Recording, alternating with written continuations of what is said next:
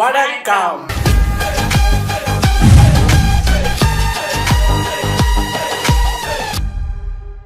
Sivan stories narrated by mister Tamilan. இன்னைக்கு 2 episode பார்ப்போம். ஏன்னா ஒரு எபிசோட் வந்து 16 மினிட்ஸ், அடுத்த எபிசோட் வந்து 21 மினிட்ஸ். அதனால 2 எபிசோட சேர்த்து பார்த்துருவோம். 71 and 72 தான் நம்ம பார்க்க போகிறோம். சரி வாங்க, ரொம்ப டிலே பண்ணாம உள்ள போயிடலாம். இது ஒரு 16+20 மினிட்ஸ் வீடியோங்கிறதுனால டக்குன்னு பார்த்துட்டு ரெடி. போன பாட்டுல நம்ம சிவன் நந்தி தேவர்கிட்ட கல்யாணம் அப்படிங்கிற ஒரு சுபகாரியம் நடந்தா அது பெத்தவங்களோட சம்மதத்தோடையும் ஆசீர்வாதத்தோடையும் தான் நடக்கணும். கல்யாணம் செய்யறதுக்கான அந்த சம்பிரதாயங்கள் எல்லாத்தையும் ஃபாலோ பண்ணி தான் நடக்கணும் அப்படின்னு சொல்றேன். அதனால கடவுளாகியனா கண்டிப்பா மனித ரூபம் எடுத்து பார்வதியோட அப்பா பர்வதராஜன் கிட்ட பொண்ணு கேட்டு தான் ஆகணும் அப்படின்னு சொல்லியிருப்பேன். ஆனா நம்ம நந்தி, நீங்க என்னவோ சொல்லுங்க பிரபு, என்ன இருந்தாலும் நீங்க ஒரு கடவுள், அந்த நிலைமையில இருந்து கீழே இறங்கி நீங்க போய் ஒருத்தவர்கிட்ட எனக்கு ஒண்ணு வேணும்னு கேட்க கூடாது பிரபு அப்படின்னு சொல்லி சிவன் செய்ய போற அந்த செயலுக்கு ஒத்துக்க மாட்டேங்கிறார் நந்தி. அப்ப நம்ம சிவன், இல்ல நந்தி, நான் இந்த செயலை ஒரு கடவுளா இருந்து செய்ய போறது இல்ல, நான் மனித ரூபத்துல ஒரு நாடக நாட்டியம் செய்யற கலைஞனா மாற போறேன். நான் மட்டும் இல்ல, நீயும் நாரதரும் மனித ரூபம் எடுத்து இசை கருவிகளை வாசிக்கிற கலைஞர்களா மாறி என் கூட தான் வர போறீங்க. இத்தனை நாள் நாடக நாட்டியமும் இசையும் ஒண்ணு சேர்ந்தாப்புல ஒரு கலை நிகழ்ச்சியை நம்ம கைலாயத்துல மட்டும்தான் செஞ்சிருந்தோம் நம்ம சதிதேவி இருக்கும்போது. ஆனா அதை இப்ப நாம இந்த உலகத்துக்கு முன்னாடி பர்வதராஜனோட அரண்மனையில நடத்த போறோம்னு சொல்றேன். இத கேக்குற நம்ம நந்தி தேவர் இப்போ சமாதானம் ஆயிராப்ல. ஓகே ஓகே, நடக்கிறதெல்லாம் வந்துட்டு சிவன் தெரியாம அப்பா கல்யாணத்துக்கு வந்துக்கலனா நம்மளும் சிவ கூட சேர்ந்து இந்த விஷயத்தை செய்ய போறோம்னு நினைச்சு சந்தோஷப்படுறாங்க. கட் பண்ணா நம்ம சிவன் நாடக நாட்டியம் ஆடுற அந்த கலைஞனாகவும் நந்தியும் நாரதரும் இசை கருவிகளை வாசிக்கிறவங்களாகவும் இன்னும் நிறைய கலைஞர்களோட சேர்ந்து ஹிமாலய ராஜ்யத்தோட தெருக்கல்ல அழகா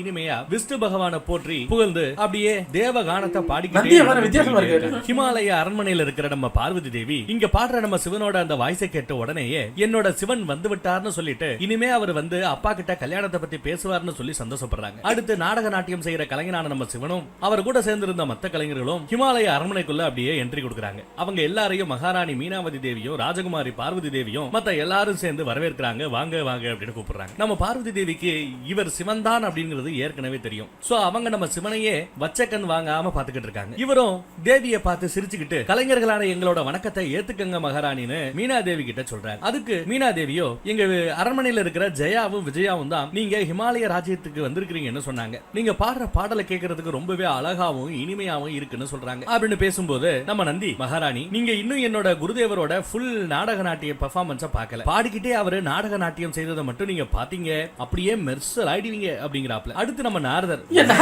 குருதேவர் பகவான் விஷ்ணுவோட தசாவதாரத்தோட ஃபுல் கதையையும் அவரோட நாடக நாட்டியம் மூலமா சூப்பரா சொல்வாருன்னு சொல்றாங்க. இதெல்லாம் கேட்ட நம்ம மீனாதேவி, அப்படியா, அப்ப அந்த நாடக நாட்டியத்தை எங்க எல்லாரும் முன்னாடியும் அரங்கேற்றுங்க, நாங்களும் பார்த்து சந்தோஷப்படுவோமே அப்படின்னு சொல்லிட்டு ஜெயா விஜயா அந்த 2 பொண்ணுங்க கிட்ட இந்த கலைஞர்கள் எல்லாம் தங்குறதுக்கான ஏற்பாடுகளை செய் அப்படின்னு சொல்றாங்க. அப்ப நம்ம பார்வதி, அம்மா, இவங்களை தங்க வைக்கிறதுக்கு அந்த நாட்டிய சாலையை தானே தயார் பண்ணணும், நானே ரெடி பண்றேமா அப்படின்னு சொல்லிட்டு சிவனை பார்த்து, நீங்க எந்த ரூபத்துல இருந்தாலும் என்னோட புருஷனான உங்களை நான் கண்டுபிடிச்சிருவேன், நீங்க எந்த ரூபத்துல இருந்தாலும் உங்களுக்கான எல்லா வேலைகளையும் உங்க பொண்டாட்டியா இருந்து நான் சொல்ல கூட இல்ல மனசுல நினைச்சுக்கிட்டு அந்த வேலைகளை செய்யறாங்க. அப்ப நம்ம சிவனும், ரொம்ப நல்லது தேவி, நாட்டிய சாலையை நீங்களே ரெடி பண்ண போறீங்களா, ஒரு இளவரசி சாதாரண கலைஞர்களான எங்களுக்கு நீங்களே இறங்கி வந்து பணிவிட செஞ்சு தங்குறதுக்கு இடத்தை ரெடி பண்ண போறீங்க அப்படின்னு சொன்ன விதத்துல இருந்து கலைஞர்களும் அரச குடும்பத்துக்கு இணையானவர்கள் தான் அப்படிங்கறத சொல்லாம சொல்லிட்டீங்க போங்கோ அப்படிங்கிறார். இப்படி சொல்லி இவர் இப்பவே கல்யாண பேச்சுக்கான முதல் அடியை வைக்கிறார். ஆனா அதை யாரும் பெருசா சீரியஸா எடுத்துக்கல. எல்லாரும் சிரிச்சுக்கிட்டே எல்லா கலைஞர்களையும் வரவேற்று அரண்மனைக்குள்ள கூட்டிட்டு போறாங்க. அடுத்து நம்ம பார்வதி தேவியும் மீனாவதி தேவியும் அந்த தசாவதார நாட்டிய நாடகத்தை பார்த்து ரசிக்கிறதுக்காக 2 சீட்ல உட்கார்ந்துகிட்டு இருக்காங்க. அங்க நாடக நாட்டிய கலைஞனான நம்ம சிவனுக்கு வந்த கொடுமை அவங்களோட தசாவதார நாடக நாட்டிய பாட்டு பாடிக்கிட்டே நாட்டியம் ஆடிக்கிட்டே விஷ்ணு பகவானோட தசாவதாரம்னா என்னென்ன அவதாரங்கள், அந்த அவதாரங்கள் தோன்றதற்கான காரணம் என்ன, அந்த அவதாரங்களோட மகத்துவம் என்ன, இந்த அவதாரங்கள் மூலமா விஷ்ணு பகவான் உலக மக்கள் கிட்ட என்ன சொல்ல வரார் அப்படிங்கறதெல்லாம் ரொம்ப சூப்பரா அவரோட நாட்டியம் மூலமா சொல்லிக்கிட்டே இருக்கார். மச்ச அவதாரத்துல விஷ்ணு பகவான் எப்படி உலகத்துல தோன்றுனான்றதுல இருந்து ஆரம்பிச்சு இனி கல்கி அவதாரத்துல விஷ்ணு பகவான் எப்படி தோன்றுவார், இந்த உலகத்துக்கு எப்படி காட்சியளிப்பாருங்கிற வரைக்கும் அழகா அவரோட நாட்டியம் மூலமா சொல்றார். இதையெல்லாம் வைகுண்டத்துல இருந்து பாக்குற நம்ம விஷ்ணு பகவான், நான் எடுத்த இனிமேல் எடுக்க போற அவதாரங்களை பத்தி எல்லாம் நீங்க உங்க அழகு வார்த்தைகளால வர்ணிச்சு என்ன ரொம்பவே பெருமையடைய வச்சிட்டீங்க சிவனே அப்படின்னு சொல்றாரு. அடுத்து இங்க நம்ம ஹிமாலய அரண்மனையில சிவன் அந்த நாடக நாட்டியத்தை முழுசா முடிச்சுட்டு ராணி கிட்ட மீனாவதி தேவி கிட்ட போய் அவங்கள வணங்குறாரு. இந்த பெர்ஃபார்மன்ஸ் எல்லாம் பார்த்த தேவியும் ரொம்ப ஹாப்பியா சந்தோஷமா இருக்காங்க. சூப்பரா இருந்துச்சுக்கிறாங்க. இந்த மாதிரி ஒரு நாட்டியத்தையும் நாடகத்தையும் என் வாழ்க்கையில நான் பார்த்ததே இல்ல,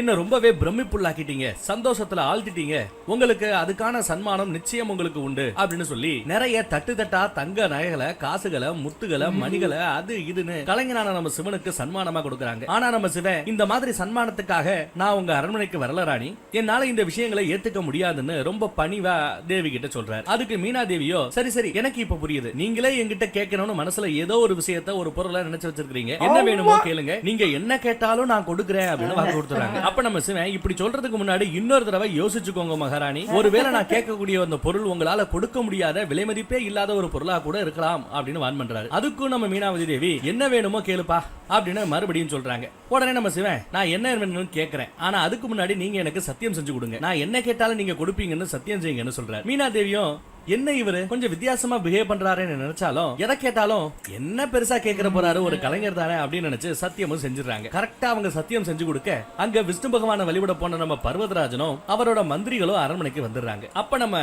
நாட்டிய கலைஞனா இங்க வந்திருக்கிற சிவன் மகாராணி நான் உங்களோட பொண்ணை கல்யாணம் பண்ணணும்னு ஆசைப்படுறேன்னு சொல்றாரு. அம்புட்டு தான் இத கேட்கிற எல்லாருக்கும் பயங்கரமா கோவம் வருது. ராணிக்கோ மீனாவதி தேவிக்கோ நீ ஒரு சாதாரண நாடகம் நடத்துறவன், அந்த சாதாரண நிலைமையில இருந்து அரசகுமாரி உனக்கு கேக்குதா, ஏதோ நீ நாடகம் நல்லா பண்ணிய உனக்கு சன்மானம் கொடுக்கலாமே அப்படின்னு பார்த்தா தெருக்குத்தாடி உன்னையும் அரச ஆட்சியில இருக்க பேசி என்ன ரொம்பவே அவமானப்படுத்திட்டேன்னு கோவப்பட்டு பேசுறாங்க. இதையெல்லாம் பாக்குற நம்ம பார்வதி டாலிங்கோ நம்ம ஒண்ணு நினைச்சா இங்க ஒண்ணு நடக்குதே அப்படின்னு பயந்துகிட்டு நிக்கிறாங்க. அடுத்து நம்ம சிவன் மகாராணி நீங்க செஞ்சு கொடுத்த சத்தியத்தை நிறைவேற்றுங்கன்னு கொஞ்சம் கூட பயப்படாம முகத்துல அதே சிரிப்போட சொல்றாரு. தேவி இன்னும் கொஞ்சம் டென்ஷன் ஆகி துஷ்டனே ஒழுங்கா இங்க இருந்து வெளியில ஓடிப்போ அப்படின்னு கத்துறாங்க. அப்போ இவரு ரொம்ப சாந்தமா நான் நீங்க செஞ்சு கொடுத்த அந்த சத்தியத்தை தானே நிறைவேற்ற சொல்லி கேட்கிறேன், இதுல என்ன தப்பு இருக்கு அப்படின்னு கேட்கிறார். சுத்தமா பொறுமையை இழந்து போன நம்ம மீனா தேவி அவங்க சேனையை கூப்பிட்டு இவரை ஏதோ செய்ய சொல்றாங்க. ஐயோ இனிமே சும்மா இருந்தா விஷயம் வேற மாதிரி போயிடும்னு உணர்ந்த நம்ம நந்தி தேவர் வீரர்களே கொஞ்சம் பொறுங்கன்னு சொல்லிட்டு எங்களை மன்னிச்சிடுங்க மகாராணி மன்னிச்சிடுங்க அப்படின்னு ராணி கிட்ட மகாராணி கிட்ட மன்னிப்பு கேட்கிறார். இதெல்லாம் பார்த்து நம்ம சிவனும் கொஞ்சம் கோபத்தோட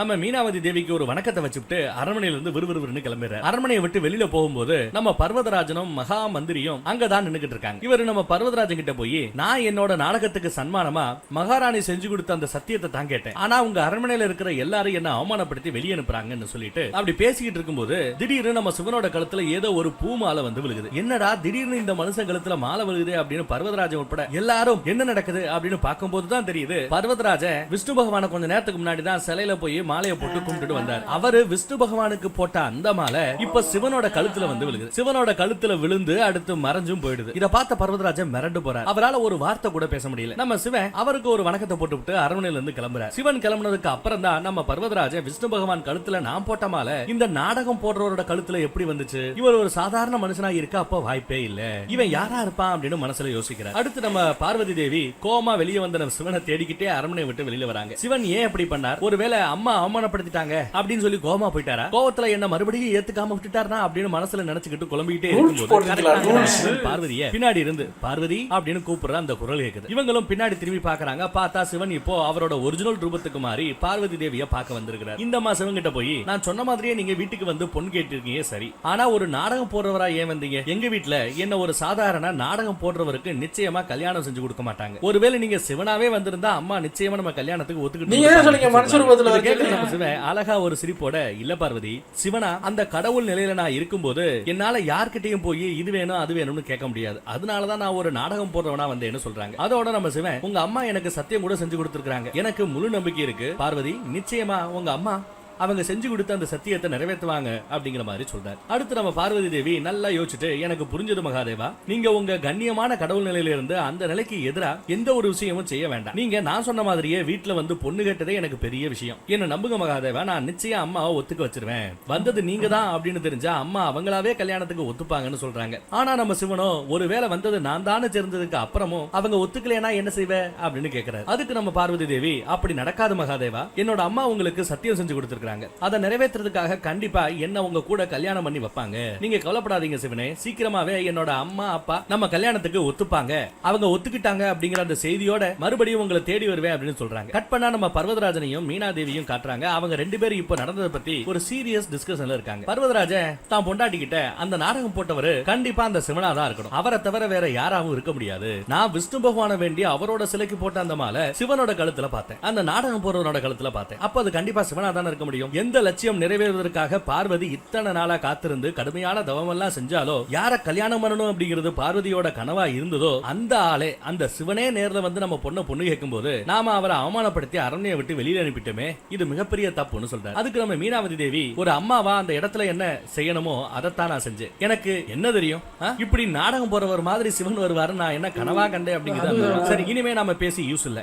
ஆனா நாம செஞ்ச காரியத்துக்கு நிச்சயமா சிவன் கிட்ட மன்னிப்பு கேட்கணும். அதோட சேர்த்து சீக்கிரமாவே வந்து நம்ம பார்வதிய அவரை கல்யாணம் செஞ்சுக்க சொல்லணும். ஞாபகம் வச்சுக்கோ மீனா, நாம நம்ம புள்ளைய அந்த கடவுளுக்கே கன்னியாதானமா கொடுக்க போறோம். இது ஒரு மிகப்பெரிய புண்ணியம். இதை விட ஒரு பெரிய புண்ணியத்தை நம்மளால செஞ்சிட முடியாது. இந்த புண்ணியத்தால நம்ம மோட்சம் அடைகிறது உறுதி அப்படிங்கிறார். அம்மாவோ இதையெல்லாம் கேட்டுட்டு ஒண்ணுமே சொல்லாம நின்னுகிட்டு இருக்காங்க. அப்ப கரெக்டா நம்ம பார்வதி தேவி அங்க வராங்க. வந்தவங்க அம்மா கிட்ட, அம்மா சிவன் தான் நாடகம் போடுறவரா உங்களை சந்தோஷப்படுத்துறதுக்காக நம்ம வீடு தேடி வந்தாருமா அப்படின்னு சொல்றாங்க. அதுக்கு மீனாவதி தேவி, பார்வதி உனக்கு ஷியரா தெரியுமா வந்தவர் சிவன் தானா அப்படின்னு மறுபடியும் அம்மா கன்ஃபார்ம் பண்ணிக்கிறாங்க. கண்டிப்பாமா, முதல்ல அவரை பார்த்ததுமே அவர்தான் சிவன் எனக்கு தெரிஞ்சு போச்சு. நம்ம ரெண்டு பேரையும் சந்தோஷப்படுறதுக்காக தான் அவர் நாடக நாட்டியம் இதெல்லாம் நடத்தினாரு, நமக்காக செஞ்சாரு. இப்போ நீங்க அவருக்கு செஞ்சு கொடுத்த அந்த சத்தியத்தை நிறைவேற்றி சிவனை சந்தோஷப்படுத்துங்கம்மா அப்படின்னு சொல்றாங்க. உடனே இதெல்லாம் கேட்டுட்டு அம்மாவும் எனக்கு முழு சம்மதம், நான் உங்க ரெண்டு பேரோட கல்யாணத்துக்கு ஒத்துக்கிறேன்னு சொல்றாங்க. உடனே தேவியும் ரொம்ப ஹாப்பியா, இந்நேரம் நீங்க கல்யாணத்துக்கு ஒத்துக்கிட்டீங்க அப்படிங்கிற செய்தி நாம சொல்லி தெரியணும்னு அவசியம் இல்ல, சிவனுக்கு கண்டிப்பா இந்த மேட்டர் போய் சேர்ந்திருக்குமா அப்படின்னு சொல்லி அவங்க அம்மாவை கட்டி பிடிச்சுக்கிறாங்க. அடுத்து நம்ம கைலாய மலையை காட்டுறாங்க. அங்க நந்தி மீனாவதி தேவி சிவன் பார்வதி கல்யாணத்துக்கு ஓகே சொல்லிட்டாங்கங்கிற அந்த செய்தியை எல்லார்கிட்டயும் சொல்லி சந்தோஷப்படுறாரு. அதை கேட்ட சந்தோஷத்துல சிவகணங்கள் எல்லாரும் தலைகால் புரியாம டான்ஸ் ஆடிக்கிட்டு இருக்காங்க. அடுத்து நம்ம நந்தி இதே மாதிரி ஹிமாலய ராஜ்யத்துல போய் நம்ம பார்வதி அம்மா டக்கு புக்குன்னு கல்யாணம் பண்ணிட்டு வந்துருங்க, நந்தி காதுல இருக்கிற பஞ்செல்லாம் வெளியே வருது, மேக்கப் கலைஞ்சி வேற யாரும் கேரக்டர் வந்து போறாங்க. எபிசோட் பண்ணல நல்ல புது காதா இருந்தது. 70 எபிசோட்ல பஞ்செல்லாம் வெளியே வருது. வேற இடத்துல இருந்து பஞ்சு வர்றதுக்குள்ள சீக்கிரமா வந்து இந்த கையளவு மனசா கைலாய மலைக்குள்ள போந்துருங்க சீக்கிரம். நம்மளுக்கு வர முருகனை பார்க்கணும். அதான் முருகன் வரும்போதாவது கொஞ்சம் நல்ல காதோட இருக்கீங்க. இப்பவே பாதி பஞ்சு வந்துருச்சு. டான்ஸ் ஆடி பார்வதி தேவியை இன்னைக்கே கைலாய மலைக்கு கூட்டிட்டு வந்துருவோம் அப்படின்னு சொல்றாரு. இதையெல்லாம் பாக்குற நம்ம சிவன், விட்டா இவங்களே போய் பார்வதியை கூட்டு வந்தாலும் வந்துருவாங்க அப்படின்னு நினைச்சு இவ்வளவு ஆர்வமா இருக்கிறதுக்கு எந்த ஒரு அவசியமும் இல்ல. பார்வதி தேவி நிச்சயமா கைலாய மலைக்கு வருவாங்க, ஆனா இப்போ இல்ல, அதுக்கான நேரம் வரும்போது, அதனால அது வரைக்கும் பேசாம இருங்கன்னு சொல்றார். ஆனாலும் நம்ம சிவகணங்களும் நந்தியும் சிவனுக்கு கல்யாணம் நடக்க போகுதுன்னு நினைச்சு சந்தோஷத்துல டான்ஸ் ஆடிக்கிட்டே இருக்காங்க. கட் பண்ணா நம்ம தேவர்கள் குரு பிரகஸ்பதி, நாரத முனிவர், விஷ்ணு, பிரம்மான்னு எல்லாரும் நம்ம சிவனை வந்தாச்சு. இப்படி எல்லாரும் வந்திருக்காங்களே, ஏதோ ஒரு ப்ராப்ளமோ ஏதோ ஒரு தீர்வை எதிர்பார்த்துதான் சிவன் கிட்ட வந்திருப்பாங்களோ அப்படின்னு நமக்கு டவுட்டா இருக்கு. அப்ப நம்ம விஷ்ணு பகவான் சிவன் கிட்ட, மகாதேவரே, பர்வதராஜன் அவரோட மகளான பார்வதி தேவியை உங்களுக்கு கன்னியாதானம் செஞ்சு கொடுத்துட்டாருன்னா அவர் மோட்சம் அடைறத யாராலையும் தடுக்க முடியாதுன்னு சொல்றாரு. அதுக்கு நம்ம சிவன், இது நல்ல விஷயம் தானே விஷ்ணு, இது உங்களுக்கு ஒரு பிரச்சனையா தெரிகிறதா அப்படிங்கிறார். அப்ப நம்ம விஷ்ணு, இல்ல பர்வதராஜனுக்கு மட்டும்தான் இது நல்ல விஷயம், ஆனா அவர் மோட்சம் அடைறது இந்த உலகத்துக்கு ரொம்பவே துக்கம் தரக்கூடிய ஒரு தீய செயல் அப்படின்னு சொல்றாரு. என்னடா குண்டத்துக்கு போறாங்க அப்படிங்கிற மாதிரி சிவன் பாக்குறாரு. பர்வதராஜன் மலைகளுக்கெல்லாம் ராஜா, அவரே மோட்சம் அடைஞ்சிட்டா உயர்ந்து நிக்கிற மலைகள் எல்லாம் தரைமட்டம் ஆயிடும், அதுல ஓடுற நதி எல்லாம் வத்தி போயிடும், அதனால எந்த ஒரு பசுமையும் இல்லாம உலகமே பாலைவனமா மாறி மனிதர்களால உயிர் வாழவே முடியாத நிலைக்கு இந்த உலகம் மாறி போயிடும். ஓ, பர்வதராஜாவோட பொண்ணுங்க எப்படி நதிகளோ அதே மாதிரி பர்வதராஜன் தான் மலைகளுக்கு சொந்தக்காரன். அவர் ஒரு மலை, அவரால்தான் மலைகள் நிக்குது, காடு செழிக்குது. அவரே மோட்சத்துக்கு போயிட்டாருன்னா உலகம் அழிஞ்சு போயிடும். ஏற்கனவே தாரகாசுரோட தொல்லைகளால உலகம் ரொம்பவே அவதிப்பட்டு கிடக்கு, இதுல பர்வதராஜனமும் மோட்சம் அடைஞ்சிட்டா உலகம்னு ஒண்ணு இல்லாம போயிடும்னு சொல்றாரு. இதை கேட்டு யாருமே எதுவுமே பேசாம அமைதியா இருக்கிறத பார்த்த நாரதர், அப்ப நீங்க எல்லாரும் என்ன சொல்ல வரீங்க? பர்வதராஜன் பார்வதி தேவிய கன்னியாதானம் செஞ்சா அவருக்கு மோட்சம் கிடைக்கிறது உறுதி, அதனால கன்னியாதானம் செய்ய வேண்டாம்னு சொல்லி இவங்க கல்யாணத்தை நிறுத்தலாம்னு பாக்குறீங்களா அப்படின்னு கேக்குறாரு. இப்போ இந்திரதேவர் முந்திக்கிட்டு, அப்படி இல்ல பிரபு, தாரகாசுரனை அழிக்கிறதுக்கு நீங்க பார்வதி தேவிய கல்யாணம் செஞ்சுதான் ஆகணும்னு சொல்றாரு. இவருக்கு இவர் பிரச்சனை. அப்ப நம்ம நந்தி, எல்லாரும் என்ன சொல்ல வரீங்க? கன்னியாதானம் நடக்காம எப்படி கல்யாணம் நடக்கும்? கன்னியாதானம் நடந்தாதானே கல்யாணம் முழுமை பெறும்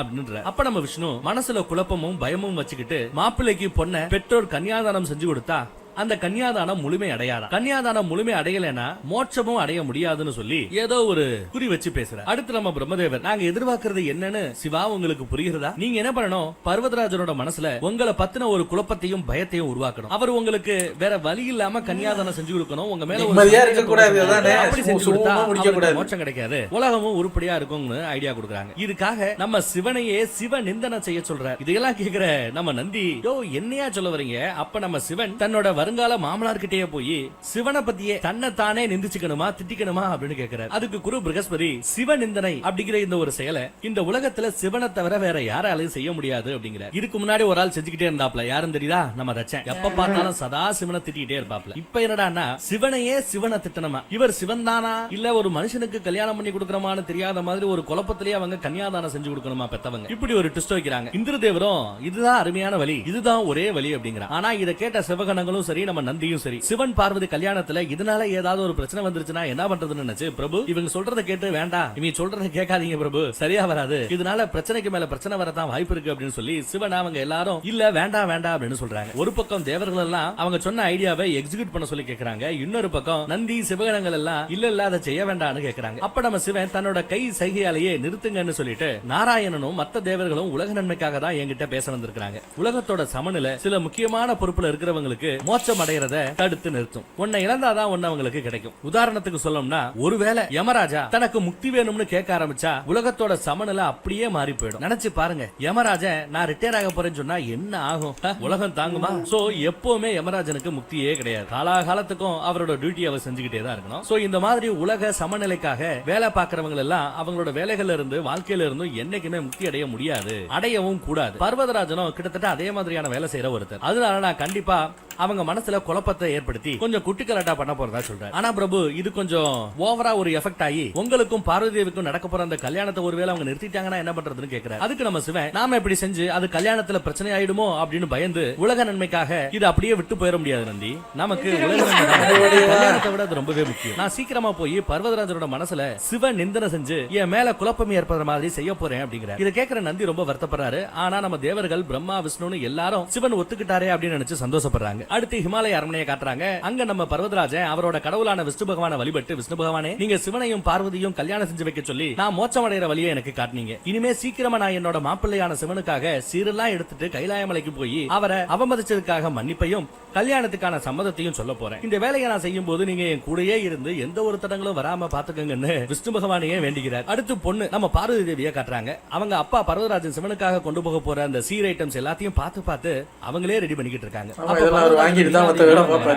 வந்தவங்க பொண்ணு ரெடி பண்ணதை எல்லாம் பார்த்து ரொம்பவே சந்தோஷப்படுறாங்க. பார்வதி தேவி அப்பாவை பார்த்து, அப்பா நீங்க கைலாயமலைக்கு கொண்டு போக வேண்டிய சீரெல்லாம் நான் ரெடி பண்ணிட்டேன், நீங்க இன்னொரு தடவை எல்லாம் கரெக்டா இருக்கான்னு பாத்துக்கங்கன்னு சொல்றாங்க. அதுக்கு பர்வதராஜன் என்னை விட சிவனையும் கைலாயமலையில இருக்கிறவங்களையும் பத்தி உனக்கு தாமா நல்லா தெரியும், அவங்களுக்கு சீரா என்ன வேண்டுமோ அவங்களுக்கு என்னெல்லாம் பிடிக்கும் நினைக்கிறியோ எல்லாத்தையும் எடுத்துட்டு போமா, இதுல நான் பார்க்க வேண்டியது என்ன இருக்குன்னு சொல்றாரு. அடுத்து பர்வதராஜன் மீனாதேவி கிட்ட, மீனாதேவி உங்க அம்மா எப்போ சிவன் பார்வதி கல்யாணத்துக்கு வர போறாங்க, கல்யாண சம்பிரதாயங்களும் விதிகளையும் பத்தி அவங்கள விட அதிகமா யாருக்குமே தெரியாது, சிவன் பார்வதி கல்யாணத்துல நிச்சயம் அவங்க உதவியா இருப்பாங்க அப்படின்னு சொல்றாரு. யார பத்தி சொல்றார்? மீனாதேவியோட அம்மா பாட்டிமா வரணும் அப்படின்னு சொல்றாரு. அதுக்கு இவங்க நான் ஏற்கனவே செய்து அனுப்பிட்டேன், அவங்க கண்டிப்பா வந்துருவாங்க அப்படிங்கிறாங்க இவங்க. அடுத்து பார்த்தா தேவலோகத்துல ஆட்சி செய்யற நம்ம தாரகாசுரனை காட்டுறாங்க. அவன் பாட்டுக்கு படுத்துட்டே ஜாலியா சோமமானம் குடிச்சுக்கிட்டு இருக்கான். அப்ப அவனோட 3 பசங்களும் காவி உடைய நின்று ருத்ராட்ச கொட்டையெல்லாம் சிவனோட துறவர்களா சிவனோட தொண்டர்களா தேவலோகத்துக்குள்ள வராங்க. இத பாக்குற தாரகாசுரன் அப்படியே ஷாக் ஆகி போய் நிக்கிறான். அரக்கனோட பசங்க, அரக்க தளபதிகளா இருந்தவங்க இப்படி சன்னியாசிக மாதிரி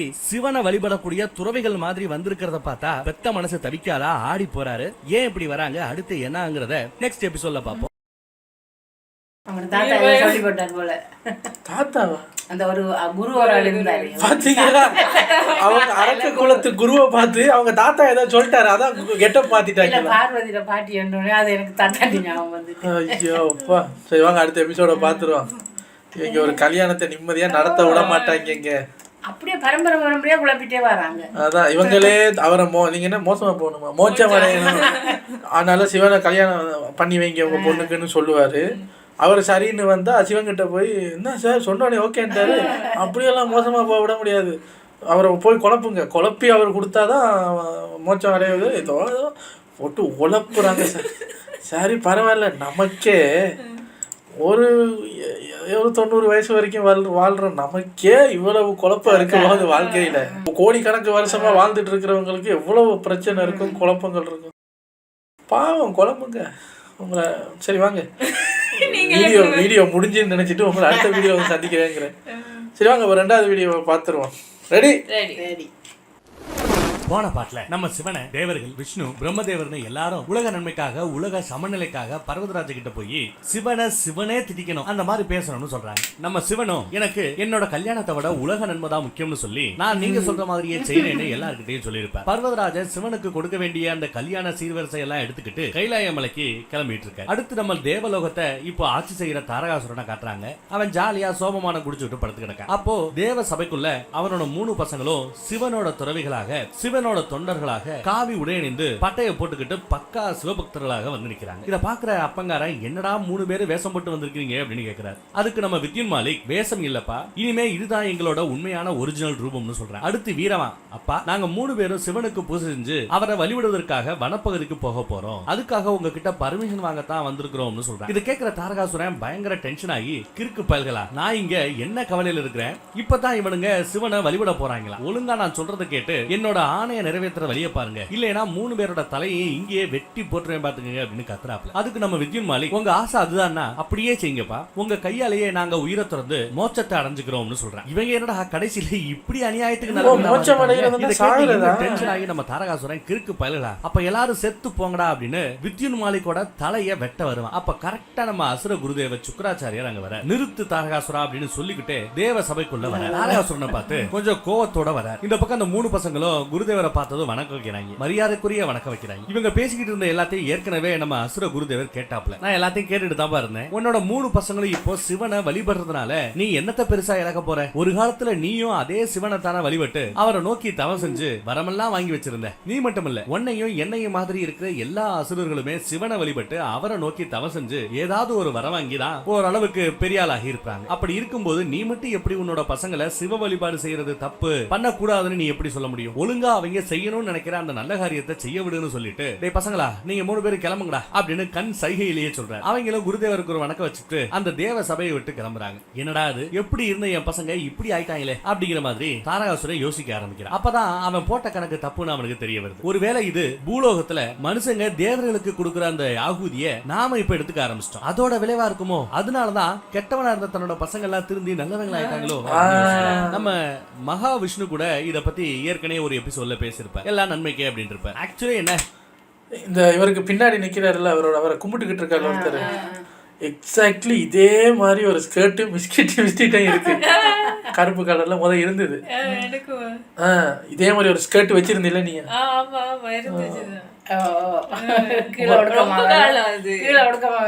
நீங்க மட்டுமா ஸ்கர்ட் போட்டு எங்க கிட்ட இருக்கு?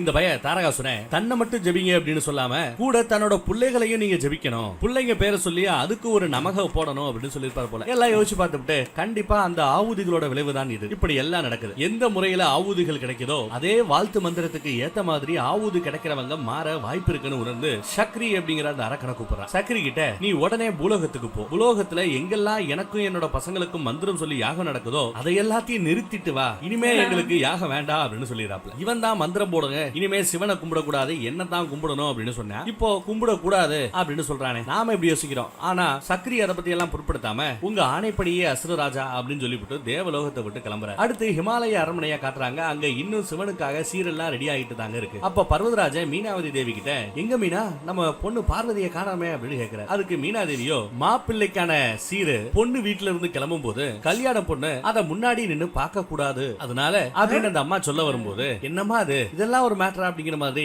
அப்பங்காரன் கேட்க, ஆமா இதெல்லாம் மேட்டர் தான், சீர்வரிசைகளை பொண்ணு பார்க்க கூடாது அப்படிங்கிறது ஐதீகம், கல்யாண விதிகள்ல ஒண்ணு அப்படின்னு அந்த அம்மா கட்டண்டேட்டா சொல்லுது. பர்வதராஜனும் ஓ இப்படி எல்லாம் ஒண்ணு இருக்கா அப்படின்னு இவங்க 2 பேரும் பேசிட்டு இருக்கும் போது யாரோ நீங்க செய்யற இந்த காரியத்தை நிறுத்துங்க அப்படின்னு யாரா அது அப்படின்னு எல்லாரும் திரும்பி பாக்குறாங்க. அங்க பார்த்தா 2 வைணவ சமயத்தை சேர்ந்த பிராமணர்கள் வந்திருக்காங்க. கிடையாது, விஷ்ணுவை கும்பிடக்கூடிய வைணவ பிராமணர்கள் வந்திருக்கிறவங்க நல்லா உத்து பார்த்தா தெரியும், வேற யாரும் இல்ல சாட்சாத் நமக்கு தெரியும் இவங்க 2 பேரு. ஆனா அங்க இருக்கிறவங்களுக்கு இவங்க உண்மையான ரூபம் என்னங்கிறதெல்லாம் தெரியாது. அப்ப அந்த பிராமணர் சிவன் அபச்சாரம் அபச்சாரம் என்ன அபச்சாரம் செய்ய போயிட்டீங்கோ அப்படிங்கிற மாதிரி ராஜா தப்பாய் போச்சே இத நீங்க செய்யலாமோ அப்படின்னு கேட்டு உள்ள வர. கண்ணை உருட்டி உருட்டி முறைச்சுக்கிட்டே அரண்மனைக்குள்ள வர. உள்ள வந்த நம்ம நந்தி பிராமணரு மகாராஜா நீங்களே ஒரு வைணவ சமயத்தை ஃபாலோ பண்றவரா இருந்துட்டு எப்படி எங்களை மாதிரியே நீங்களும் வைணவ சமயத்தை சேர்ந்தவர், விஷ்ணுவை கும்பிடுறவர், எப்படி உங்களால இப்படி ஒரு பெரிய தவறான செயலை செய்ய முடிஞ்சது? அபச்சாரம் அபச்சாரங்கிறாரு அவர். நீங்க செய்ய போற இந்த அபச்சார செயலை நிறுத்துறதுக்காக செய்யறதுக்காகத்தான் என்னோட குருதேவர் உங்க அரண்மனைக்கு வந்திருக்கிறார் அப்படின்னு சொல்லி பக்கத்துல இருக்கிற நம்ம விஷ்ணுவே கல்யாணம் பண்ணி வைங்கன்றாரு. அப்புறம் நீங்க என்னன்னு கேட்டாருன்னா பார்த்து ரொம்ப பயந்து போய் மகாராஜா யாரு இவங்க ரெண்டு பேரும் வீட்டுல நல்ல காரியம் நடந்துகிட்டு இருக்கும் போது என்னமோ பேசிட்டு இருக்காங்க, அபச்சாரம் அவச்சாங்க அப்படின்னு விசாரிக்கிறாங்க. அப்ப நம்ம நந்தி பிராமணர், என்ன ராஜா நீங்க ரெண்டு பேரும் உங்களுக்குள்ளேயே புருஷன் முட்டாட்டி ஏதோ பேசிட்டே இருக்கீங்க, என் குரு உட்கார்றதுக்காக வைணவ ஆசனம் எல்லாம் ரெடி பண்ண மாட்டீங்களா அப்படின்னு கேக்குறேன். ஆசனத்துல கூட உட்கார்ற சீட்ல கூட வைணவ சீட்டுன்னு இருக்கா. நம்ம பிராமணர் ரொம்ப கோவமா முறைக்கிறத பார்த்து அங்க சிவனுக்காக சீ ரெடி பண்ணிக்கிட்டு இருந்த வேலையாட்கள் எல்லாம் அங்க இருந்து கிளம்பிடுறாங்க. அந்த இடத்துல இந்த பிராமணர் சிவன் கேட்ட மாதிரியே வைணவ ஆசனத்தை பர்வதராஜர் ரெடி பண்ணி கொடுத்துறாரு. அந்த ஆசனத்துக்கு மேல இந்த பிராமண குரு உட்கார்ந்து இருக்கிறார். மத்தவங்க எல்லாரும் அவரை சுத்தி நின்னுகிட்டு இருக்காங்க. அப்ப பர்வதராஜன், சொல்லுங்க பிராமணரே, நான் உங்களுக்கு எப்படி சேவை செஞ்சா உங்களுக்கு பிடிக்கும் அப்படின்னு கேட்க, அதுக்கு நம்ம பிராமணர் குரு, நீங்க ஒரு வைணவரா இருந்துட்டு உங்க பொண்ணோட கல்யாணத்தை அந்த சிவன் கூட செஞ்சு வைக்க போறீங்களா? இந்த கேடுகட்ட செயலை என்னால ஏத்துக்கவே முடியாது, என்னைக்கு ஒத்துக்கவே முடியாது அப்படின்னு நடக்க போற இந்த கலப்பு திருமணத்தை கூடாது அப்படிங்கிற. அப்ப நம்ம பர்வதராஜன், ஆனா பிராமணரே அப்படின்னு ஏதோ சொல்ல வருவார். அப்ப நம்ம பிராமண குரு, என்ன ஆனா ஊனான்னு சொல்லிட்டு இருக்கீங்க, நீங்க உங்க பொண்ணுக்கு ஒரு தகப்பனாவா நடந்துக்கிட்டீங்க, அந்த பொண்ணோட வாழ்க்கையை கெடுக்க போற ஒரு வில்ல மாதிரி நடந்துகிட்டு இருக்கீங்க, போய் உங்க பொண்ணோட கல்யாணத்தை ஒண்ணுமே இல்லாத ஒரு மண்ட ஓட்ட கழுத்துல போட்டுட்டு தெரியுற, சுடுகாட்டுல படுத்து இருக்கிற அந்த கபாலி கூடையா செஞ்சு வைக்க போறீங்க? இன்னும் விடல, வாய்க்கு வந்தபடி சிவனை திட்டிக்கிட்டு இருக்க. அந்த சிவனுக்கு என்ன குலம், என்ன கோத்திரம், என்ன பூர்வீகம், அவனே ஒரு அநாத பையன். அவரே அவரை திட்டி கவுண்டர் ஜோக் தான் வருது. அந்த சிவனுக்கு என்ன குலம், தெப்ப குலம், என்ன காஸ்ட், வீடியோ கேசட். அந்த ஜோக் எனக்கு ஞாபகம் வந்துருச்சு. இப்ப பாருங்க, இப்ப பர்வதராஜன் அந்த மாதிரி பதில் சொன்னா எப்படி இருக்கும்? எந்த வேதங்களை கடவுளா பாக்குறீங்களோ அதே வேதத்தை கொஞ்சம் கூட மதிக்காதவன் அந்த சிவன். மறந்துடாதீங்க ராஜா, நீங்க வைணவ குலத்தை சேர்ந்தவர். ஒருவேளை நீங்க இது எல்லாத்தையும் மீறி அந்த சிவனுக்கு கல்யாணம் பண்ணி வச்சீங்கன்னா உங்க குல மக்களே உங்களை காரி துப்புவாங்கன்னு பேசுற. இதெல்லாம் கேட்டு சுத்தி இருந்தவங்க எல்லாம் ஆடி போறாங்க மனுஷங்க. ஜெயாவும் விஜயாவும் உடனே இந்த விஷயத்தை பார்வதி கிட்ட சொல்லணுமே அங்க இருந்து வந்துடுறாங்க. பார்வதி தேவியோ நடக்கிற எதை பத்தியுமே தெரியாம ஜாலியா அவங்க ரூம்ல உட்காந்துக்கிட்டு பார்வதி பார்வதி அப்படின்னு கூப்பிட்டுட்டு அவங்க கிட்ட ஓடுறாங்க. என்னாச்சு, ஏன் இப்படி ஓடி வாரீங்கன்னு இந்த அம்மா கேட்க, அரசவைக்கு ஒரு பிராமணர் வந்திருக்கிறார், அவர் உனக்கும் சிவனுக்கும் கல்யாணம் செஞ்சு வைக்க கூடாது அப்படின்னு உங்க அப்பா கிட்டயே கட் அண்ட் ரைட்டா பேசிக்கிட்டு இருக்காருன்னு சொல்றாங்க. இது என்னடா புது பிரச்சனையா இருக்கேன்னு 2 செகண்ட் வருத்தப்பட்டுக்கிட்டே யோசிக்கிறாங்க. அடுத்து கொஞ்சம் சிரிச்சுக்கிட்டே, பிராமணர் ரொம்ப பசியோட வந்திருப்பாரு, நீங்க 2 பேரும் என் கூட கிச்சனுக்கு வாங்க, பிராமணர்களுக்கு நான் பாயாசம் செஞ்சு கொடுக்குறேன், கொண்டு போய் கொடுங்க அப்படின்னு சொல்ல, என்னது இந்த நிலைமையில கூட அதுவும் உன் கல்யாணத்தை நிறுத்த வந்த அந்த பிராமணர்களுக்கே போய் பாயாசம் செய்ய சொல்றீங்க, நீ செய்யற பாயாசத்தை அதுவும் நாங்க கொண்டு போய் கொடுக்கணுமா அப்படின்னு ஆச்சரியமா கேக்குறாங்க. அதுக்கும் பார்வதி தேவி சிரிச்சபடியே ஆமான்னு தலையாட்டுறாங்க. அடுத்த அந்த பிராமண குருவை காட்டுறாங்க. அவர் இன்னும் சில நிந்தனைய நடத்திக்கிட்டே இருக்கார். தொடர்ந்து கிளின்னு சிவனை கிழிச்சுக்கிட்டே இருக்கார். ராஜா நீங்க யோசிச்சு பாருங்க, இதெல்லாம் எப்படி நீங்க மறந்தீங்க? சிவனோட மொத பொண்டாட்டி சதி, அந்த பொண்ணு சின்ன வயசுலயே அந்த சிவனால ரொம்பவே கஷ்டப்பட்டு செத்து போச்சு. அந்த சிவன் தான் ஒரு கடவுள் தெய்வங்கிறதுக்காக தன்னோட மாமனாரான தட்சனை மதிக்கவே மாட்டான். கடைசியில சொந்த மாமனாரோட தலையவே வெற்ற லெவலுக்கு போயிட்டா அந்த சிவன். வெட்டுனதோட இல்லாம மனுஷனா இருக்கிற ஒருத்தவருக்கு மனுஷ தலைய வைக்காம ஆட்டு தலைய வச்சு இன்னும் அப்படி இப்படின்னு நம்ம குரு அவர் வாட்டுக்க சிவனை பத்தி திட்டிக்கிட்டு பேசிக்கிட்டே இருக்க. அப்ப கரெக்டா நம்ம பார்வதி டாலிங்க அங்க வராங்க. நந்தி பிராமணரோ, ஐயோ மாதா வந்துட்டாங்களே, நாம எந்த ரூபத்துல இருந்தாலும் இதுக்கு முன்னாடி கரெக்டா கண்டுபிடிச்சிருவாங்க, இப்ப வேற அவங்க ஆதிசக்தியோட ரூபமாயிட்டாங்க, நிச்சயம் கண்டுபிடிச்சிருவாங்கன்னு பயந்து நடுங்கிட்டு இருக்காரு. ஆனா நம்ம பிராமண குருவோ பார்வதி தேவி பக்கத்துல இருக்கிறத பார்க்காம அவர் இன்னும் பேசிட்டே தான் இருக்காரு. சொல்லுங்க ராஜா, இப்படி எல்லாம் செஞ்ச கேடு கட்ட ஒத்தவனுக்கா அப்படின்னு பேசிக்கிட்டு இருக்கும்போது தேவிய பாத்துறாரு. தேவிய பார்த்த உடனே அப்படியே நம்ம சிவன் பயப்பட ஆரம்பிச்சிடாப்ல. போச்சு போச்சு, நம்ம ஆள் வந்துட்டாலே நிச்சயம் நம்ம யாருன்னு கண்டுபிடிச்சிருவாளே அப்படின்னு பயப்படுறாரு. இவ்வளவு நேரம் தொடர்ந்து பேசிக்கிட்டு இருந்த நம்ம சிவ பிராமணர் தேவியை பார்த்த உடனே கப் சிப்புன்னு ஆயிடுறாரு. இப்பதான் நம்ம ராஜா பர்வதராஜன் பேசவே ஆரம்பிக்கிறாப்ல. பிராமணரே, நம்மளோட குல தெய்வமான விஷ்ணு பகவானே என் முன்னாடி தோன்றி என்கிட்டயே உங்க பொண்ண சிவனுக்கு தான் கல்யாணம் பண்ணி வைக்கணும் அப்படின்னு எனக்கு உத்தரவே கொடுத்தார். நம்ம குல தெய்வமே எனக்கு இந்த உத்தரவை கொடுத்திருக்கும் போது அது எப்படி தப்பா இருக்க முடியும்? அது மட்டும் இல்ல பிராமணரே, பிரபஞ்ச அதிபதியான அந்த தட்சன் அவன் கூட என்கிட்ட ரொம்ப தெளிவா சொல்லிட்டாப்ல, சதிதேவி இறந்ததுக்கு முழுக்க அவர் தான் காரணமே தவிர சிவன் கிடையாதுன்னு அன்னைக்கு காசில எங்க கிட்ட சொன்னார் அப்படின்னு எல்லாத்தையும் எடுத்து சொல்றாரு டாடி. இதெல்லாம் கேட்கிற நம்ம சிவ பிராமணர் தேவியை பார்த்துக்கிட்டு பயந்துகிட்டு ஐயோ மாட்டிக்கிட்டோமோ அப்படின்னு முழிச்சுக்கிட்டு ஒண்ணுமே பேச முடியாம இருக்க. அப்ப நம்ம பார்வதி தேவி சிவன் கிட்ட போய், பிராமணரே சாப்பாடு ரெடியா இருக்கு, முதல்ல வந்து கொஞ்சம் சாப்பிடுங்க அப்படின்னு சொல்லிட்டு அவங்க அப்பாவை பார்த்து, அப்பா நான் இந்த பிராமணர்களுக்காக பாயாசம் செஞ்சிருக்கிறேன், முதல்ல அவரை வயிறு நிறைய அவரோட சொற்பொழிவா ஆத்த சொல்லுங்க, பொறுமையா எல்லாரும் கேட்கலாம் அப்படின்னு சொல்றாங்க. அப்பாவும் சரின்னு சொல்ல தேவி நம்ம சிவனை கூட்டிட்டு அங்க இருந்து கிளம்பிடுறாங்க. நந்தி தேவர், அச்சோ நம்ம நம்ம சிவன் தனியா மாட்டிக்கிட்டாரே அப்படிங்கிற மாதிரி கவலைப்படுறாரு. கட் பண்ணி பார்த்தா நம்ம பார்வதி தேவி சிவனை டைரக்டா கிச்சனுக்கே கூட்டு வந்து உட்கார வச்சு ஒரு வெள்ளி தட்டு வச்சு அதுக்கு மேல ஒரு வெள்ளி கிண்ணத்தை வச்சு அதுக்குள்ள பாயாசத்தை ஊத்தி கொடுத்து சாப்பிடுங்க அப்படின்னு முறைச்சுக்கிட்டே சொல்றாங்க. ஆனா நம்ம சிவனால அந்த கிண்ணத்தை கூட ஒழுங்கா பிடிக்க முடியல. அப்படியே தட்டு தடுமாறுது. ஒரு வழியா தட்டு தடுமாறி பாயாசத்தை குடிக்கலாமேன்னு போகும்போது தேவி ஒரு சின்ன அழகான கோவத்தோட உங்களை என்ன வேலை செய்ய சொன்னா இங்க வந்து நீங்க என்ன வேலை செஞ்சுக்கிட்டு இருக்கீங்க? இன்னும் நீங்க இந்த வீட்டுல ஒன்னும் மாப்பிள்ளை ஆயிடல. அதுக்கு முன்னாடியே இப்படி எல்லாம் நீங்க நாடகம் போட்டு அம்மா அப்பாவை ஏமாத்திக்கிட்டே தெரிஞ்சா எப்படி? உங்களை பத்தி அவங்க அப்புறம் என்ன நினைப்பாங்க? சிவனா இருந்துகிட்டே சிவனை இப்படி நிந்தனை செய்யறீங்களே. சரி, உலக நன்மைக்காக என்னெல்லாம் செய்யணுமோ அதெல்லாம் நீங்க செஞ்சு முடிச்சிட்டீங்க. எந்த கெட்டப்ல வந்தாலும் கண்டுபிடிக்கிறியாமா எப்படின்னு கேட்டா கெட்டப்ப மாத்தலாம். உங்க மேல இருக்கிற அந்த சாம்பல் வாடையை மாற்ற முடியுமா? அதான் அங்க வரும்போது 5 கிலோமீட்டருக்குள்ள மணக்குது. எந்த கெட்டப்ல வந்தாலும் மனம் காட்டி கொடுத்துருது ஐயா. அச்சோ இதை மறந்துட்டவே ஒட்டையெல்லாம் அடிக்கவே வேஸ்டா போச்சு. இனிமே நீங்க உங்க நன்மையை மட்டும் பாருங்க. சரி, உங்களை பத்தி நீங்க யோசிக்க மாட்டீங்க, ஆனா என்ன பத்தியும் கூடமா நீங்க யோசிக்க மாட்டீங்க அப்படின்னு சொல்லி கொஞ்சம் கவலையோட கேக்குறாங்க. அப்ப நம்ம சிவன் என்ன பதில் சொல்றதுன்னு தெரியாம பார்வதி தேவியை பாத்துக்கிட்டே இருக்க. உடனே பார்வதி தேவி என்ன எதுக்கு பாக்குறீங்க, பாயாசத்தை சாப்பிடுங்க அப்படிங்கிறாங்க. அடுத்து நம்ம சிவன் என்ன மாதிரியே இந்த கிண்ணத்துல எல்லாம் பாயாசம் சாப்பிட்டா அவருக்கு பிடிக்காது. நமக்கெல்லாம் பாத்தீங்கன்னா ஒண்ணு தட்டு இல்ல வாழை இலையில அப்படியே ஊத்தி அடிச்சு மாட்டி சாப்பிடும். அதே மாதிரிதான் அவரும் எனக்கு கிண்ணம் எல்லாம் செட் ஆகாது அப்படின்ட்டு எல்லா பாயாசத்தையும் அப்படியே தட்டுல ஊத்தி சாப்பிட போவேன். அப்பவும் நம்ம பார்வதி தேவி அவரை சாப்பிட விடாம நீங்க ஒண்ணு சொல்லுங்க, எப்படி நமக்கு கல்யாணம் நடக்கும்? அப்படி கல்யாணம் நடக்கும்போது கல்யாணத்தன்னைக்கு என்ன கல்யாணம் பண்றதுக்காக இங்க நீங்க வரும்போது யார் யாரெல்லாம் கூட கூட்டிட்டு வருவீங்கன்னு ஃபுல் எக்ஸைட்மெண்டோட கேக்குறாங்க. அப்ப நம்ம யார் யாரை கூட்டு வருவேன்னு சொன்னா என்ன அர்த்தம்? நீ கல்யாணம் பண்ணிக்க போறது என்ன, தாலி கட்ட போறது நான் தான், அப்புறம் எதுக்கு மத்தவங்க எல்லாத்தையும் கூட்டு வரணும் அப்படின்னு இவர் கேக்குறாப்ல மனுஷன். அதுக்கு நம்ம பார்வதி டார்லிங் அப்படியெல்லாம் இல்ல ஆண்டவா, இங்க நம்ம தேவையை மட்டும் பார்க்காம சில கல்யாண விதிமுறைகளையும் கடைபிடிச்சுதான் ஆகணும். ஒரு நார்மல் கல்யாணத்துல மாப்பிள்ளை எப்பவுமே அவரோட குடும்பத்தோடையும் நண்பர்கள் கூடயும் சேர்ந்து வந்துதான் பொண்ணை கல்யாணம் பண்ணிப்பாங்க. அதே மாதிரி பூலோகத்துல நடக்கிற கல்யாணம் குடும்பத்துல இருக்கிற எல்லாரோட ஆசீர்வாதத்துல தான் முழுமை பெறும் அப்படின்னு சொல்றாங்க. சோ கண்டிப்பா நீங்க கூட யாராவது கூட்டிட்டு தான் வரணுங்கிற மாதிரி சொல்றாங்க. அடுத்து சரி அதெல்லாம் விடுங்க.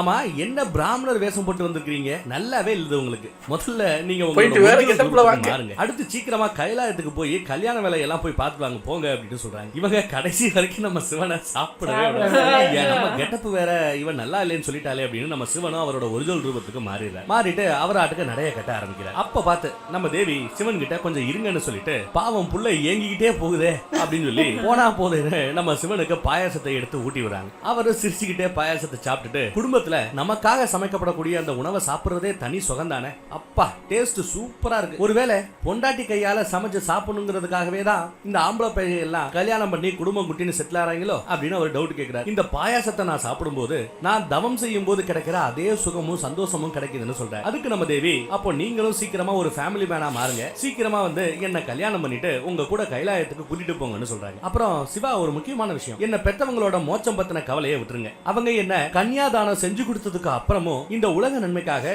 எல்லா காலத்திலையும் உலகத்திலேயே அவங்க தங்கி இந்த உலகத்தை நல்லபடியா செழிப்பா வச்சுக்கிறதுக்காக இங்கேயே இருக்க போறதா சொல்லிட்டாங்க. செஞ்சு நீங்களும் டைம் வேஸ்ட் பண்ணாம அவங்க டயத்தையும் வேஸ்ட் பண்ணாம கல்யாண வேலையை பாரியாயோ போயா அப்படிங்கிறாங்க. நம்ம சிவனை இதை கேட்டு அட்டம் பொண்ணியா இது எப்படா நம்ம ஆளுக்கு தெரிஞ்சது, இந்த பிரச்சனையை பத்தி நாம இவகிட்ட சொல்லவே இல்லையா. உடனே அவங்க என்னடா மறந்துட்டீங்களா, இப்ப நான் வெறும் சதியோ பார்வதியோ இல்ல, நான் ஆதிசக்தி, உங்கள பாதி, இந்த உலகத்திலையும் பாதி. இந்த உலகத்தோட தேவை என்ன, உலகத்துக்கு எது நல்லது எது கெட்டதுன்னு எல்லாம் தெரியாம இருக்குமா? இல்ல அதை பத்தி எல்லாம் நான் யோசிக்காம இருந்துருவேனா? அதனால நானே என்னோட பெற்றவங்க கிட்ட இந்த பிரச்சனையை பத்தி எல்லாம் பேசிடுவேன். எனக்கு முழு நம்பிக்கை இருக்கு, நிச்சயமா அவங்க உலக நன்மைக்காக அவங்களோட வேலையெல்லாம் முடிச்சு கொடுத்ததுக்கு அப்புறமும் கூட இங்கேயே இருந்து உலகத்தை ரட்சிப்பாங்க. மோட்சத்தை விட இது ஒரு பெரிய புண்ணியமா அவங்க பாப்பாங்க. இனிமையாவது நீங்க போய் கல்யாண வேலையை பாருங்கயா, போங்கயா, போ போ போ அப்படின்னு நம்ம சதா ஸ்டைல சொல்லி சிவனை அனுப்பி வைக்கிறாங்க. இதை கேட்கிற நம்ம சிவனும் ரொம்பவே சந்தோஷப்பட்டு சூப்பர்யா, கிரேட்யா, நம்மால இதை ஏதோ ஒரு பெரிய பிரச்சனையா நினைச்சு 3 தேவர்களும் மத்த தேவர்களும் எல்லா கடவுளும் வந்து இதை ஒரு பெரிய பஞ்சாயத்தா நம்மகிட்ட பேசிட்டு போனாங்க. இவ என்னடா சாதாரணமா பாயாசத்தை சமைச்சுக்கிட்டே பிரச்சனையை சொல்லி எல்லாம் சிம்பிளா முடிச்சு விட்டு போயிட்டா, குடும்ப பொண்ணுனா இப்படி இருக்கணும்யா அப்படின்னு சொல்றேன். இப்படி இவங்க பேசிட்டு இருக்கும்போது நந்தி பிராமணர் சிவனை தேடிக்கிட்டே கிச்சனுக்கு வந்துடுறார். மகாதேவா, கைலாயமலைக்கு கிளம்பலாமா இல்ல இங்கேயே இருக்கலாம்னு முடிவு. மகாதேவா, என்ன உங்களுக்கு மட்டும் முடிவு? அப்ப ஏன் முடி எப்படி மகாதேவா? அதான் எங்க பஞ்சு விழுந்த காதைய முடி அதெல்லாம் திருப்பி கொடுங்க மகாதேவா. பண்ணிட்டீங்களா அப்படின்னு நக்கலா சிவனை கேக்குறாரு. அடுத்து நம்ம நந்தி பாயாச தட்டை பார்வதி தேவி கையில பார்த்ததும் ஆண்டவா பாயாசம் எப்படி இருந்துச்சு அப்படின்னு நாக்குல எச்சி ஊற ஊற கேக்குறாப்ல மனுஷன். அவருக்கு வேணுமா? நம்ம சிவனும் சூப்பரா இருந்துச்சு நந்தி, செம்ம டேஸ்ட் அப்படின்னு மட்டும் சொல்றாரு. ஆனா நீயும் சாப்பிடறானோ இல்ல இவனுக்கு ஒரு பார்சல் பண்ணி கொடுக்கணும் நம்ம சொல்லவே இல்லை. பார்வதி தேவி சிரிச்சுக்கிட்டே போய் ஒரு பெரிய மூடி போட்ட ஒரு பாத்திரம் நிறைய பாயாசத்தை எடுத்து வந்து நந்தி கிட்ட, நந்தி இந்த பாயாசத்தை கைலாய மலையில இருக்கிற எல்லா பக்தர்கள் ரிஷிகள் சிவகணங்கள்னு எல்லாருக்கும் கொடுத்துட்டு நீயும் நல்லா சாப்பிடு. மாப்பிள்ளையோ பொண்ணோ 2 பேர்ல யாரு புகுந்த வீட்டுக்கு வந்தாலும் ஏதாவது கொண்டு வரணும். புகுந்த வீட்டுல இருந்து கிளம்பும் போதும் அங்க இருந்து ஏதாவது கொண்டு போகணும். இதுதான் சம்பிரதாயம் அப்படின்னு சொல்லிட்டு பாயாச பாத்திரத்தை சிவன் கிட்ட கொடுக்குறாங்க. சிவனும் ரொம்ப ஹாப்பியா அந்த பாத்திரத்தை வாங்கிட்டு நந்தியோட கைலாயத்துக்கு கிளம்பிடுறாப்ல. எல்லாம் முடிச்சு சிறப்பா அனுப்பிச்சு வச்சுட்டு அப்புறம் கூட நம்ம தேவி இவர் என்ன இன்னும் உலக நன்மை இருக்காரே அப்படின்னு கொஞ்சம் கவலையோட சிவனை பாக்குறாங்க. கட் பண்ணி பார்வதி தேவியோட அப்பா அம்மாவை காட்டுறாங்க. அவங்க 2 பேரும் இப்ப நடந்ததை பத்தி ஒரு சீரியஸ் டிஸ்கஷன்ல இருக்காங்க. அவர் அம்மா கிட்ட தான் பொண்டாட்டி கிட்ட மீனாவதி அந்த பிராமணர் சொன்ன விஷயங்களை எல்லாமே நீ கொஞ்சம் பெருசா எடுத்துக்க கூடாது சரியா அப்படிங்கிறார். அதுக்கு மீனாவதி தேவி ஆமா மகாராஜா, அவரு நம்ம மனசுல ஏற்கனவே இருந்த அந்த கவலையையும் குழப்பத்தையும் தான் அப்படியே தூண்டி விட்டு இருக்கிறார். நாம மறந்த விஷயத்தை மறுபடியும் நமக்கு ஞாபகப்படுத்தி விட்டு இருக்கிறார். வேற ஒண்ணு அவர் பெருசா தப்பா சொல்லலையே அப்படின்னு கேக்குறாங்க. சரி சரி அதை பத்தி இனிமே யோசிக்க வேண்டாம், அதை யோசிச்சு எந்த பலனும் கிடையாது. சிவன் பார்வதி கல்யாணத்தை இனி நிறுத்துறதுங்கிறது நடக்காத காரியம்னு சொல்லிடுறாரு. அதை பத்தி இனி யோசிக்கிறதுக்கு என்ன இருக்கு? அதுதான் சிவன் பார்வதி கல்யாணத்துக்கு சம்மதமும் சத்தியமும் நம்ம ஏற்கனவே செஞ்சு கொடுத்துட்டோமே. ஆனா நம்ம பார்வதி சிவன் கூட சந்தோஷமா இருப்பாளா மகாராஜா அப்படின்னு கொஞ்சம் கவலையோட கேக்குறாங்க. அப்ப பர்வதராஜன் இங்க பாருமா, இந்த மாதிரி சந்தேகத்தோட மாப்பிள்ளை மேல சந்தேகத்தோடையும் கவலையோடையும் செய்யப்படக்கூடிய கன்னியாதானம் எந்த ஒரு மோட்சத்தையும் நமக்கு கொடுக்காது அப்படின்னு இவ்வளவு நேரம் தேவர்களும் போட்ட அந்த ஸ்கெட்சை ரொம்ப சிம்பிளா நாம கன்னியாதானம் பண்ணும்போது முழு திருப்தியோட கொடுக்கணும், அப்பதான் நமக்கு மோட்சம் கிடைக்கும்னு சிம்பிளா சொல்லிடுறாரு. அதுக்கு நம்ம மீனாவதி தேவி நீங்க எப்படி என்னவோ எனக்கு தெரியாது மகாராஜா, ஆனா ஒரு அம்மாவா எனக்கு மோட்சத்தை அடையறதை விட என்னோட பொண்ணோட சந்தோஷம் தான் முக்கியம். என்னால இந்த கவலையில இருந்து முக்தி அடைய முடியாது, அது ரொம்ப கஷ்டம். ஆனா நிச்சயமா நான் உங்களுக்காக முயற்சி செய்வேன்னு சொல்றாங்க. அடுத்து கைலாய மலையை காட்டுறாங்க. அங்க தேவர்களும் சிவகணங்களும் சிவன் முன்னாடி நின்னுட்டு சிவன் இந்த ப்ராப்ளத்துக்கான அந்த சொல்யூஷனை என்ன சொல்ல போறாரோ அப்படின்னு வெயிட் பண்ணிட்டு இருக்காங்க. அப்ப நம்ம சிவன் தேவராஜர் இந்திரா பார்வதி தேவி அவங்களாவே முன் வந்து நானே எங்க அப்பா கிட்ட பேசி அவரோட மோட்சத்துக்கான அந்த ஆசையை தூக்கி போட வைக்க போறதா சொல்லியிருக்காங்க. எப்படி மோட்சத்துக்கான ஆசையை தூக்கி போட்டு உலக நன்மைக்காக இங்கேயே நீங்க இருங்க, உலகத்தை ரசிங்கன்னு பொண்ணு அப்பா கிட்ட சொல்லி சரி கட்டிட போறாளா? நீங்க எல்லாரும் இனிமே இதை பத்தி கவலைப்படாம இந்த பாயாசத்தை சாப்பிடுங்க அப்படின்னு கொடுக்குறாரு. இந்திரதேவர் பாயாசத்தை பார்த்துட்டு சிவனே பாயாசம் கொண்டு வந்துதான் கொண்டு வந்தீங்க, இவ்வளவு சின்ன பாத்திரத்துல கொண்டு வந்துருக்கீங்க, இது எப்படி எங்க எல்லாருக்கும் பத்தும்னு கேக்குறாரு. அதுக்கு நம்ம சிவன் இந்த பாத்திரத்தை சாதாரணமா நினைச்சிடாதீங்க, இது அந்த அன்னபூரணி தேவியே அவங்க கையால கொடுத்த பாயாச பாத்திரம். உங்களுக்கு மட்டும் இல்ல இந்த முழு உலகத்துக்கே பாயாசத்தை கொடுத்தாலும் அந்த பாத்திரத்துல இருக்கிற பாயாசம் காலியே ஆக வாய்ப்பு இல்ல, காலி ஆகாதுன்னு சொல்லிட்டு நந்தி எல்லாருக்கும் பாயாசத்தை எடுத்து கொடுன்னு சொல்றாரு. நந்தி தேவர் எல்லாருக்கும் பாயாசத்தை கொடுத்ததுக்கு அப்புறமும் இன்னும் நிறைய பாயாசம் அல்ல அதுல வந்துகிட்டே இருக்கு. அதனால நம்ம சிவகணங்கள் எல்லாம் செகண்ட் ரவுண்ட் தேர்ட் ரவுண்ட்னு அடுத்தடுத்த ரவுண்ட் போயிட்டே இருக்காங்க. நந்தி தேவர் பாத்தீங்களா என்னோட அன்னபூரணி மாதா அவங்களோட லீலையால எவ்வளவு அழகா ஒரு பெரிய பிரச்சனையும் சால்வ் பண்ணிட்டு நம்ம எல்லாருக்கும் சின்னதா இந்த பாயாசத்தை போட்டு நமக்கும் வயிறார இனிப்ப கொடுத்திருக்கிறா. அவ அன்னபூரணி தானே, பெக்கறனாலும் அவ நமக்கு தாய்ங்கிற மாதிரி கொஞ்சம் சென்டிமெண்ட்ல ஓவரா புகழ ஆரம்பிச்சிட்டாப்ல. கட் பண்ணா பார்வதி தேவி அவங்க அப்பா கிட்ட போய் இத பத்தி பேச போறாங்க. பர்வதராஜன் கிட்ட அப்பா நீங்களும் அம்மாவும் பேசுனதை நான் கேட்டுக்கிட்டு தான் இருந்தேன், அந்த பிராமணர் சொன்னதை கேட்டு நீங்க ரொம்ப குழப்பத்துல இருக்கிற மாதிரி தெரியுதேப்பா அப்படின்னு சொல்றாங்க. அதுக்கு பர்வதராஜன் குழப்பம் கிடையாதுமா, நான் ரொம்ப தெளிவா இருக்கேன், ஆனா குழப்பம் உங்க அம்மாவோட சுபாவமாச்சே, அவதான் கொஞ்சம் யோசிச்சா. ஆனா நீ இதை பத்தி எல்லாம் ஒன்னும் பெருசா கவலைப்படாத, கண்டிப்பா உனக்கும் சிவனுக்கும் தான் கல்யாணம் நடக்கும்னு சொல்லிட்டு அப்புறம் பார்வதி அந்த பிராமணர் சாப்பிட்டாரா அப்படின்னு கேக்குறாரு. அதுக்கு இவங்க சாப்பிட்டு எப்போ இங்க இருந்து அவர் கிளம்பிட்டாருப்பா, ஆனாப்பா அந்த பிராமணர் யாருன்னு உங்களுக்கு தெரியுமா அப்படின்னு கேக்குறாங்க. அப்பாவோ எனக்கு தெரியாதேமா, யார் அந்த பிராமணர் அப்படின்னு திருப்பி பார்வதி தேவி கிட்ட கேட்க அவர் வேற யாரும் இல்ல, சாட்சாத் என்ன கல்யாணம் பண்ணிக்க போற அந்த சிவன் தான் உங்க வருங்கால மாப்பிள்ளை தான் அப்படின்னு சொல்றாங்க. என்னது மாப்பிள்ளையா? சிவனா? அவரே இந்த அரண்மனைக்கு வந்து ஏன் அவரையே திட்டி பேசிக்கணும், அவரே வந்து அவரை ஏன் இழிவா பேசணும், எனக்கு ஒன்னும் புரியலையேமா அப்படின்னு பதறாரு. பார்வதி தேவியோ உலக நன்மைக்காக அவர் அப்படி செய்ய வேண்டியதா போச்சு, உங்க மனசுல சிவன் பத்தின அந்த குழப்பத்தை உண்டாக்கி நீங்க கன்னியாதானம் கொடுக்கும் போது குழப்பத்தோடையும் சந்தேகத்தோடையும் உங்களை புடுக்க வைக்கிறது அவரோட பிளான். இதன் மூலமா நீங்க மோட்சத்துக்கு போறத அவர் தடுக்க பார்த்திருக்கிறார். அப்படி மோட்சத்துக்கு போறத தடுத்துட்டா இங்க மலையும் காடும் கரையும் அப்படியே சிறப்பா செழிச்சு இருக்கும். உங்களோட ஆசீர்வாதத்தால இந்த வனப்பகுதி அப்படியே செழிப்பா இருக்கும், இயற்கை பேணி பாதுகாக்கப்படும். அதுக்காக தான் அவங்க பிளான் போட்டிருக்காங்க. எல்லா தேவர்களும் எல்லா கடவுளும் சேர்ந்து போட்ட ஸ்கெட்ச் அது அப்படின்னு எல்லாத்தையும் ஒப்பிச்சிருச்சு பெத்த தகப்பங்கிட்ட. அவரோ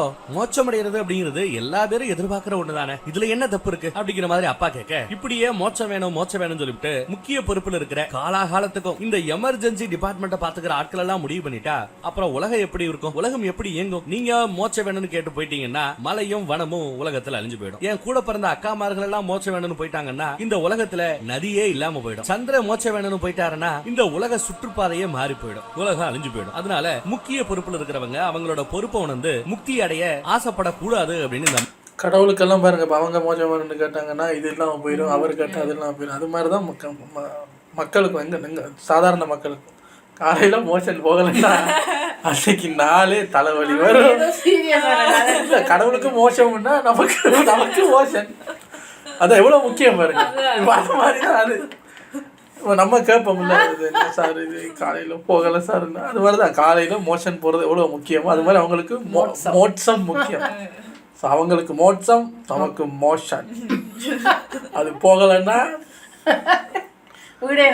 அதான் அந்த பழைய படங்களை காட்டுவாங்கல்ல, பந்து வந்து முன்னாடி சேர்ந்து அப்படியே சென்டர் பாயிண்ட்ல அடிச்சதுன்னா அப்படியே எல்லாம் காக்கா பறக்கிற காக்கா நிற்கும், எல்லாம் நிற்கும். அது மாதிரி இவங்க இந்த பர்வதராஜன் ஆசைப்படுற மாதிரி நம்மளும் ஆசைப்படணும். நமக்கு டெய்லி மோஷன் போகணும். அப்படி போகலை, மோஷன் அடையலைன்னு வச்சுக்கோங்க, எல்லாம் ஆடும் பொருள் அசையும் பொருள் எல்லாம் அப்படியே நின்றுடும். ஸோ இது எதுக்கு நான் உங்களுக்கு எளிமையாக சொல்கிறேன்னா, அவரோட கஷ்டத்தை புரிய வைக்கிறேன். ஏன் அவரு மோட்சம் வேணும்னு கேட்குறாருன்னா, உங்களால் அடக்க முடியுமா? அது மாதிரி தான் அவருக்கும். ஆனால் உலக நன்மைக்காக அவர் போகாமல் இருக்கணும். நம்மகிட்ட வந்து சார் உலக நன்மைக்காக மோசம் போயா, ஏன் நன்மைக்காக நான் போயாகணும், உலக நன்மையாவது. அதான் மனுஷங்க. ஆனால் கடவுளுங்க வந்து உலக நன்மைக்காக அவங்க அதெல்லாம் பண்ணாமல் பார்த்துக்குவாங்க. இப்ப எனக்கு புரிஞ்சு போச்சுமா, கொஞ்சம் நடந்து விட்டேன். நான் முக்தி அடைந்து போயிட்டேன்னா அதுக்கப்புறம் என்னங்கிறத நான் யோசிக்காம விட்டுவிட்டேன். ஒன்னும் பிரச்சனை இல்ல. கல்யாணத்துக்கு அப்புறமும் உன்னை கன்னியாதானம் பண்ணி கொடுத்ததுக்கு அப்புறமும் கூட இங்கேயே இருந்து இந்த உலகத்தை ரசிக்க போறதா அவரே பெரிய மனசோட ஒத்துக்கிட்டேன். ஒரு வழியா அந்த டாபிக் எல்லாம் முடிஞ்சா, அடுத்து பர்வதராஜனும் மீனாவதி தேவியும் பார்வதியோட பாட்டியம்மாவை வரவேற்கிறதுக்காக ரெடி ஆக்கி, தேவி இப்பயாவது உங்க அம்மா அவங்களோட கோபத்தை, அந்த கோபமான சுபாவத்தை கொஞ்சமாவது குறைச்சிருக்காங்க. வயசாகி போச்சு, கிளவிக்கான கோபம் மட்டும் குறைய மாட்டேங்குது அப்படிங்கிற மாதிரி கேட்க, இல்ல அது இன்னும் அப்படியே தான் கிடக்கு அப்படிங்கிறாங்க. வெளியில கோவப்படுவாங்க, ஆனா மனதளவுல ரொம்பவே நல்லவங்கன்னு சொல்றாங்க. அம்மாவை விட்டு கொடுக்காம பேசுறாங்க மீனா. அப்ப ரொம்ப கரெக்டா இவ்வளவு இன்ட்ரோடக்ஷன் கொடுத்த நம்ம பார்வதியோட பாட்டியம்மாவை நமக்கு காட்டுறாங்க. அரண்மனைக்குள்ள என்ட்ரி கொடுக்குறாங்க. மகளும் மருமகனும் அவங்க காலில் விழுந்து ஆசை, என்ன கிளவிய பட்டியல வச்சு கொண்டு வர, கிளவினாலே பட்டியல தான் வைக்கணும். அவன் பொருள் எடுத்துட்டு வராங்க, மருமகனையும் மருமகளையும் மகளையும் பாக்குறது. அதுல விஜயா வந்தாங்க இடையில குழப்பறது. இவளுக்கு வந்து டவுட்டை பாருங்க, கிளவிக்கு கோவம் மட்டும் குறையணும்னு மிஸ் யோசிக்குது. கிளவி நடக்க முடியாது, அதுக்கே பட்டிக்குள்ள வச்சு மூடி கொண்டு வர்றாங்கன்னு யோசிக்குது. பர்வதராஜ மாமியார் கிட்ட, நீங்க பார்வதியோட கல்யாணத்துக்கு வந்தா எந்தெந்த கல்யாண விதிகளை ஃபாலோ பண்ணணும், எந்தெந்த சம்பிரதாயங்களை நான் ஃபாலோ பண்ணணும்னு கவலைப்பட வேண்டிய அவசியம் இல்ல, ஏன்னா எல்லாத்தையும் நீங்களே சிறப்பா நின்னு பாத்துப்பீங்கல்ல அப்படின்னு சொல்றாரு. ஆனா நம்ம பாட்டியோ, ஆமா நீங்க யாரு, பெரிய ராஜா பர்வதராஜ, உங்களுக்கு எல்லாம் போர் செய்யறது மட்டும் தான் தெரியும், பொண்ணை பெத்து வச்சிருக்கீங்களே, பொண்ணுக்காக கல்யாண சம்பிரதாயம் என்ன, விதிமுறைகள் என்ன, இதெல்லாம் தெரிஞ்சு வச்சுக்க வேண்டாமா, உங்களுக்கெல்லாம் அது தோணாதே அப்படின்னு சொல்லி ராஜாவையே நோஸ்கட் பண்ணி விடுதான். நம்ம அடுத்து அந்த பாட்டியை பாக்குறதுக்காக ஜெயாவும் விஜயாவும் பாட்டிமான்னு அப்படியே ஓடி வராங்க. அப்ப இந்த கிழவி, ஆமா யாரு இந்த ரெண்டு வேலைக்கார பொண்ணுங்க அப்படின்னு மீனா கிட்ட கேக்குறாங்க. வேலைக்கார பொண்ணுங்களா, அப்படியெல்லாம் சொல்லாதீங்கம்மா, இவங்க ரெண்டு பேரும் நம்ம பார்வதியோட சின்ன வயசுல இருந்து பாலிய சிநேகிதிங்க, ஃப்ரெண்ட்ஸுங்க அப்படின்னு சொல்றாங்க. அப்பவும் பாட்டிமா, வேலைக்காரிகளை கூட வீட்டுல அரண்மனையில வச்சுதான் வளர்க்குறீங்களா, சரி அரண்மனையில இருந்து அறுத்துட்டு போட்டோம், ஆனா ஒழுக்கமான பொண்ணுகளா ஒரு இடத்துல அடங்கி ஒடுங்கி உட்கார சொல்லு, இருக்க சொல்லு அப்படின்னு அட்வைஸ் பண்ணுது. இந்த மாதிரி ஓடிக்கிட்டே இருந்தா பார்வதியும் அதை பார்த்து கெட்டு போயிருவா அப்படின்னு சொல்லிட்டு, எங்க என்னோட பேத்தி பார்வதியை காணோம் அப்படின்னு கேக்குறாங்க. கரெக்டா அங்கதான் நம்ம பார்வதி தேவி கையில மாலையோட, நான் இங்கதான் இருக்கேன் பாட்டிமா அப்படின்னு சொல்றாங்க. பார்வதி தேவியை பார்த்ததும் தான் பாட்டிமா சிரிக்கவே செய்யுது. பாட்டியோட காலில் விழுந்து ஆசீர்வாதம் வாங்கிட்டு, மன்னிச்சிருங்க பாட்டிமா, உங்களுக்காக இந்த மாலையை ரெடி பண்ணிட்டு இருந்தேன்னா அதனாலதான் உங்களை வரவேற்கிறதுக்கு வரதுக்கு கொஞ்சம் தாமதமாயி போச்சு அப்படின்னு சொல்லி பாட்டிமாக்கு மாலையை போட்டு விடுறாங்க. உடனே அந்த அம்மா, எப்படி இருக்க பார்வதி, உன்ன ரொம்ப வருஷத்துக்கு அப்புறம் இப்பதான் பாக்குறேன்னு சொல்லிட்டு பர்வதராஜன் கிட்ட, கண்டிப்பா நீங்க ஏதோ ஒரு பெரிய நல்ல காரியம் செஞ்சிருக்கீங்க போல, இல்லனா இவ்வளவு அழகான தேவதை மாதிரி இருக்கிற பார்வதி உங்களுக்கு பொண்ணா பிறக்கிறதுக்கு வாய்ப்பே இல்லைன்னு திரும்பி சொல்லி, ஏதோ நம்ம பர்வதராஜனுக்கு அழகான பொண்ணுங்களே பிறக்காத மாதிரி, ஏதோ ஒரு அசிங்கமா இருக்கிற ஆள் மாதிரி மறுபடியும் நோஸ்கட் பண்ணி விடுது. அதுக்கப்புறம் இவங்க கழுத்துல இருந்த ஒரு, இவங்க போட்டுவிட்ட அதே மாலையை மறுபடியும் பார்வதி கழுத்துல போட்டு பார்வதியை கட்டி பிடிச்சுக்கிறாங்க. சோ நம்ம பார்வதி தேவியோட கல்யாணத்துக்கு எல்லா கல்யாண சம்பிரதாயங்களும் தெரிஞ்ச சட்டுன்னு பேசக்கூடிய ஒரு கோவக்கார கிழவி ஒரு பாட்டிமா இன்ட்ரோ பண்ணி கொடுத்திருக்காங்க. இவங்களால சிவன் பார்வதி கல்யாணத்துல என்னென்ன கூத்து நடக்க போகுதுங்கிறத அடுத்தடுத்து நம்ம பார்க்க போறோம். மறக்காம அடுத்தடுத்த பாட்டுகளையும் பாருங்க. ரொம்பவே பிடிச்சிருந்தா மத்தவங்களுக்கு இந்த பிளேலிஸ்ட வாட்ஸ்அப்லயோ இன்ஸ்டாலயோ ஷேர் பண்ணி விடுங்க. எனக்கு தெரிஞ்சு அதான் இவங்க வந்து இப்போ சிவனை நோஸ் கட் பண்ண பார்ப்பாங்க. என்ன சார் இவர் மண்டையோடு அதுன்னு அதே இது சிவனை நோஸ் கட் பண்ண பார்ப்பாங்க, சிவன் அவங்கள நோஸ் கட் பண்ணி விடுவாங்க. ஏன்னா அந்த வேலைக்கார பிள்ளைகள் மறுபடியும் இப்ப கிளவி வந்துருச்சு. கிளவி வந்து கொஞ்ச நாளைக்கு இந்த இதை தடுக்கிறதுக்கு பார்க்கும். சீக்கிரம் கல்யாணத்தை பண்ணுங்க சார், மோசன் முக்கியம். அடுத்த வீடியோல வந்து சந்திக்கிறேன். Take care.